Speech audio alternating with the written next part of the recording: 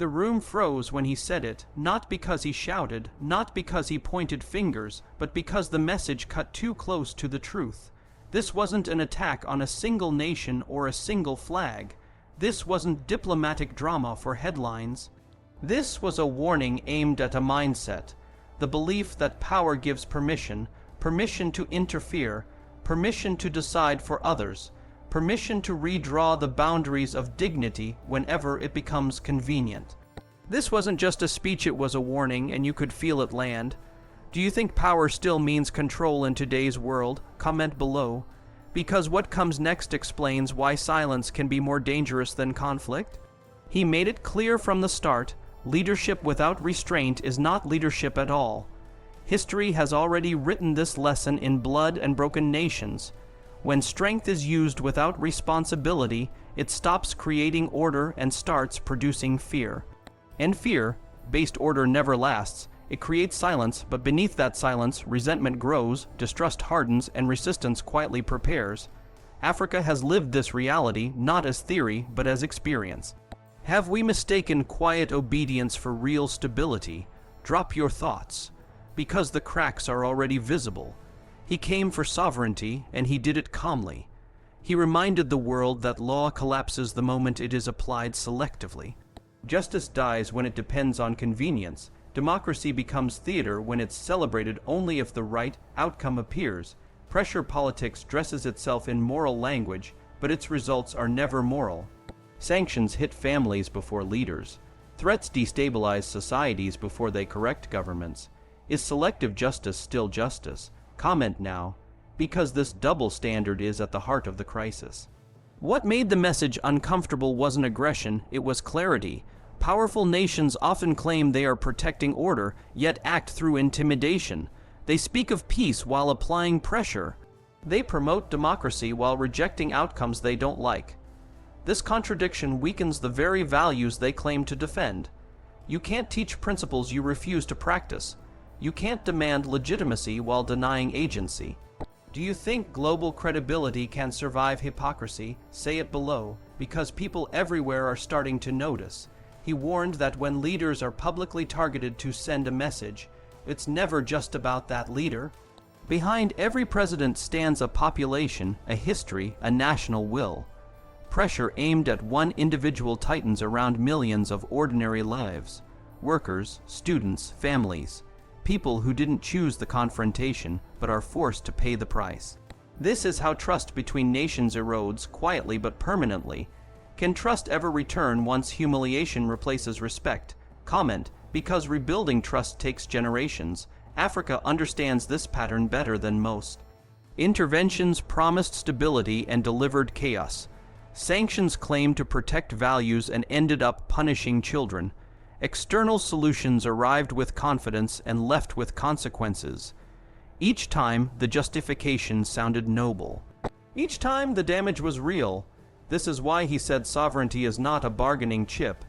It's not something exchanged for aid, recognition, or relief. A nation either has it or it doesn't. Do you agree sovereignty should be non-negotiable? Let's hear it, because this principle is reshaping alliances. The speech then widened its lens.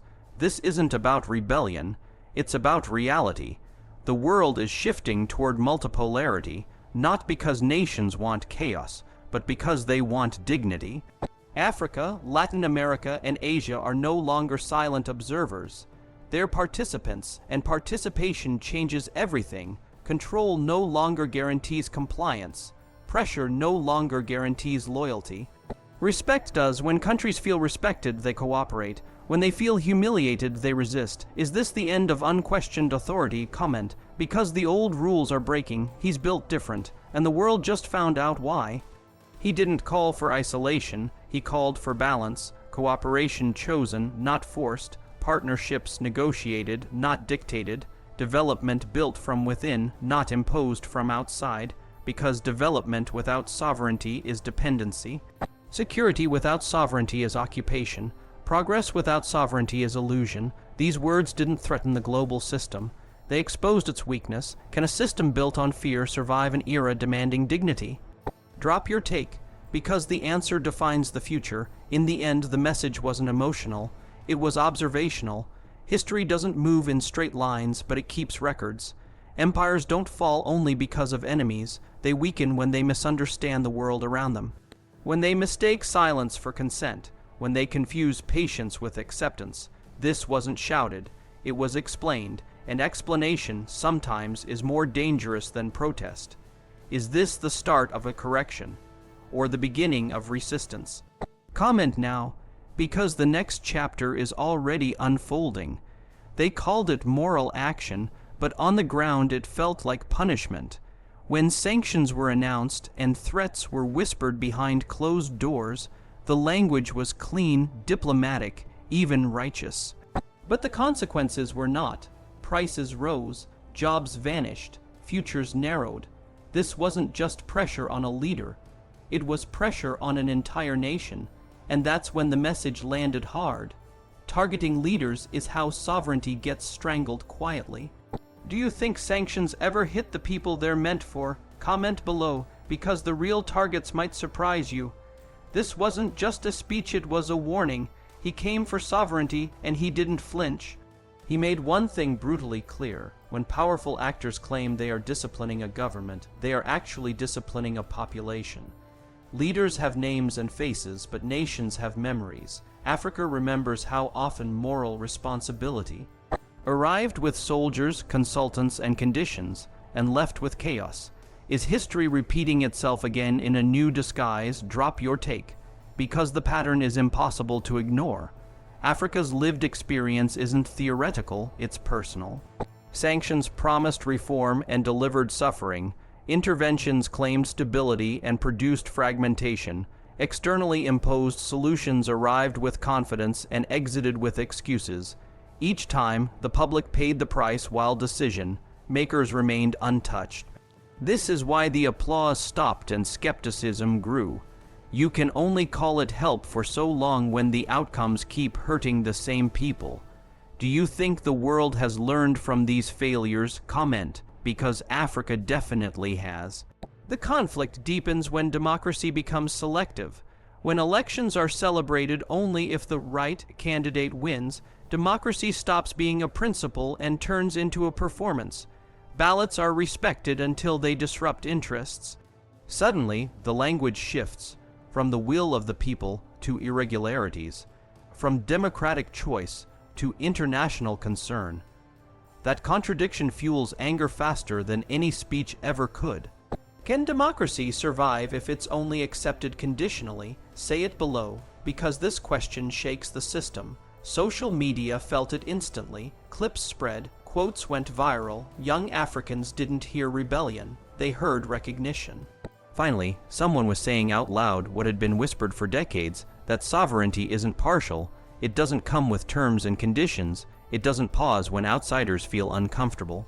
He's built different, and the world just found out why. Is this why the message resonated so fast online? Comment now, because digital reaction tells its own story.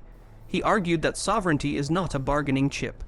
You don't trade it for aid, you don't suspend it for approval, you don't dilute it to be accepted into elite rooms. A nation either controls its path or it doesn't, and once sovereignty is compromised temporarily, it rarely comes back fully. That's how dependency is normalized and pressure becomes routine. Do you agree sovereignty is all or nothing? Drop your view, because compromise has consequences. The global system doesn't like being questioned, especially not from voices it once ignored. But something has shifted. Power no longer speaks alone, it's being answered. Countries are watching how leaders are targeted, how narratives are framed, how punishment is justified. And many are quietly asking, are we next? This is how new alliances form, not from ideology but from shared vulnerability. Is this the beginning of a new geopolitical alignment? Comment, because the ground is moving. The warning wasn't loud, but it was firm. You can't build legitimacy by undermining choice. You can't defend democracy by rejecting outcomes. And you can't claim moral authority while inflicting collective pain. This wasn't anti-West, anti-East, or anti-anyone. It was pro-dignity, pro-agency, pro-sovereignty, and that's why it unsettled so many powerful ears. Do you think the world will listen or retaliate? Say it now, because the next response could change everything? The question now hangs heavy in the air. If democracy is only valid when it's convenient, what does that make the global order? And if sovereignty is negotiable for some but sacred for others, how long before the system fractures under its own hypocrisy? This moment didn't end with applause. It opened a reckoning. Is this the start of reform or resistance? Drop your prediction, because the next chapter is already unfolding.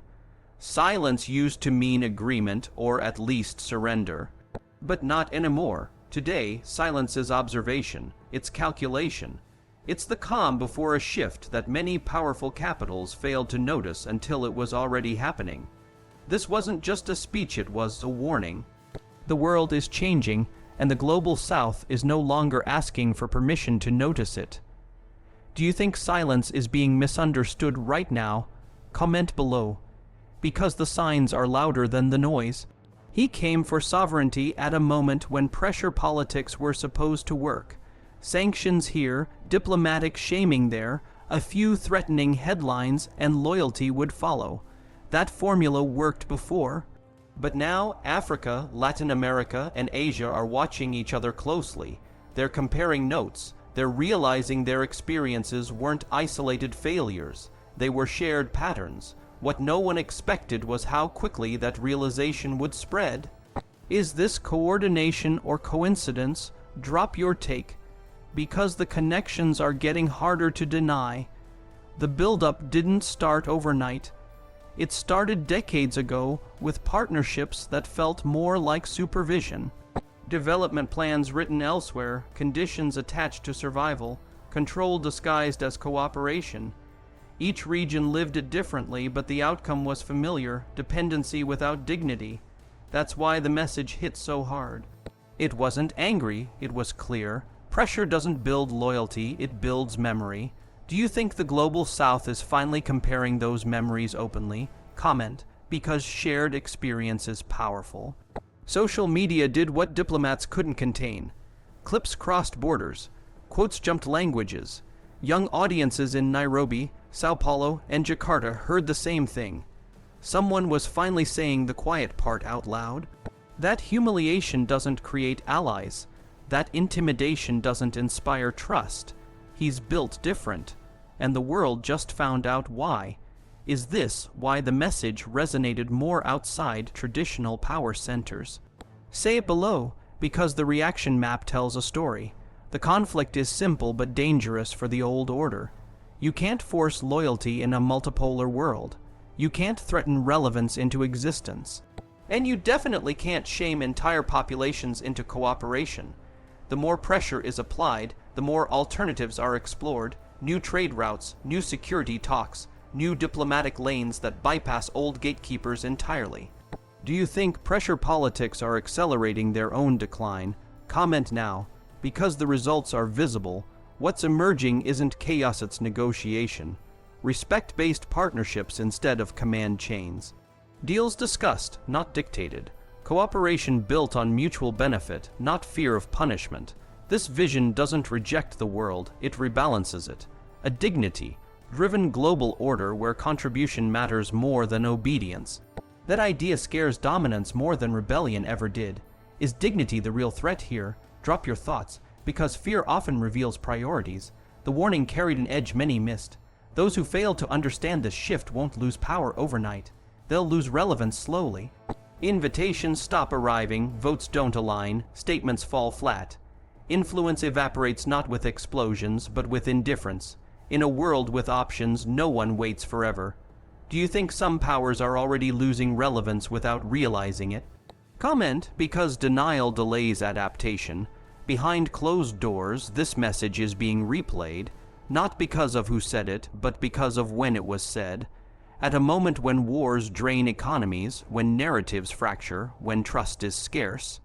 Timing matters, and this timing was surgical. It wasn't a demand, it was a forecast. The future won't be unipolar, and pretending otherwise won't stop it. Is this foresight or provocation? Say it, because interpretation shapes response. The world is shifting whether institutions adjust or not. Observation has replaced obedience, choice has replaced alignment, and the global South is no longer invisible in the equation. It's central. This story didn't end with applause or outrage. It opened a chapter many weren't ready to read. Is this the new global balance, or just the beginning? Comment below, because this story is far from over.